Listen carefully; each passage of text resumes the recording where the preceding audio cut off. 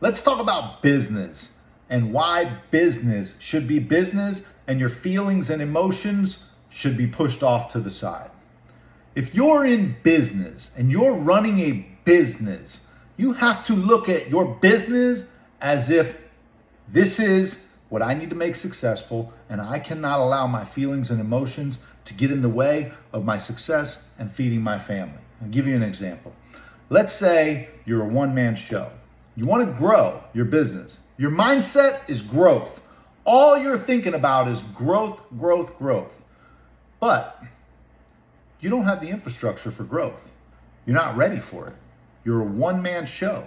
You're really self-employed right now. All the leads that are coming into your door, you need to be taking advantage of those leads and taking those leads to the next level. Going out and making the best out of every single lead that you have coming in and keeping all of that money in-house.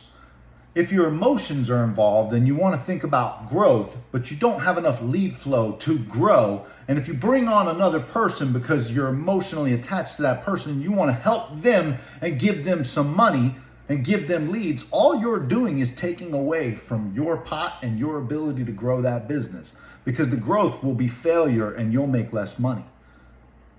You're not ready for growth until you get to a point of more than you can handle. When you get to a point where it's more than you can handle, then you bring on the next person to take the overflow. And you need to add more marketing so that that overflow winds up being enough work for that next person. This is critical, guys. When you're self-employed and you're trying to build a business and grow, it has to happen the right way. If you try to grow before the overload point, you're going to take away from yourself. And when you take away from yourself and you don't have enough to feed both of you, and you feel bad and you're like, oh no, you can go run that call. You can go handle that lead. Now you're just making less money. That person's going to make money. You're going to make less money. They might not make enough money. You're going to make less money. What kind of recipe is that? That's a recipe for failure. And then when you fail, you feel bad about yourself. You feel like a failure and you don't try again because you failed. Well, you should learn from that failure and learn that that's not the way to do it. Or learn from somebody like me and learn that that's not the way to do it. You cannot grow until you're overloaded. It is very important for the self-employed person where it's one man in a truck or one man in an office and you're just running leads, whatever it is, you need to be overloaded before you can add growth. I don't want you to fail, so I want you to do it right. In the beginning, you have to take all the money for yourself. You have to take all the work for yourself. You have to take all the leads for yourself, and you have to handle everything. Now, it's a completely different story if you've got hundreds of thousands or millions in the bank and you're trying to grow a business and you're going to be an entrepreneur that grows a business. You're going to be the guy in the office that manages the teams and the crews. And all of a sudden, you just influx all this money into the company, buy a bunch of trucks or buy a bunch of people, a bunch of employees that are going to be doing whatever the phone calls are, the outbound calls. I'm talking about either some kind of a call center, shipping, or an HVAC company, a home service company. It doesn't matter. Whatever you're doing, if you're the person who's handling the work, you have to make sure you eat everything until you're to a point where you're about to get overloaded. Then you bring on people. When you bring on those people, put up enough marketing to keep that person busy. And one person at a time, growth. One person at a time. Guys, I can't stress how important it is to put your emotions to the side and make sure that you're all business. Every decision is made off of business. You have to be a shrewd businessman. You cannot be an emotional businessman. They will fail. Every time your feelings get in the way, you will fail. You will not make the money you're supposed to make. But if your feelings are not in the way and you're straight business, you're going to be a savage.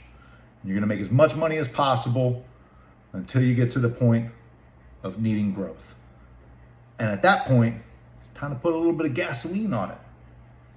Means hire the right person, train the right person to duplicate you so that you can grow. And then put gasoline on the marketing. A little bit more marketing, a little bit more marketing. Keep both of you busy now. You don't stop working.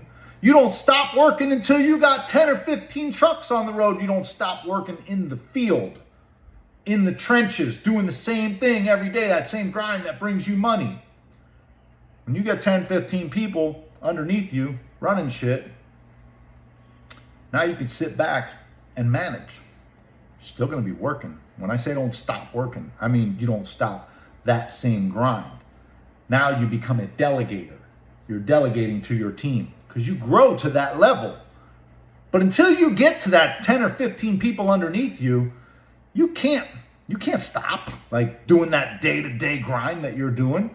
If you're an AC guy, you're running calls in the truck. You ain't getting out of the truck till you got 10 or 15 people underneath you running calls too. Then you get out of the truck. Then you're in the office. Now you're managing the team.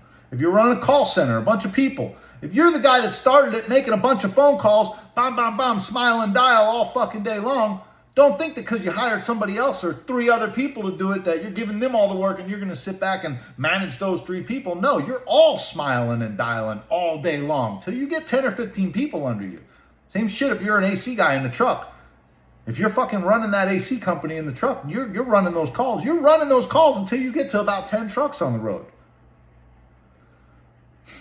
You might have a dispatcher that's dispatching, customer service, that's, answering calls, things like that. Of course, you'll add that way, but you're not getting out of the fucking truck.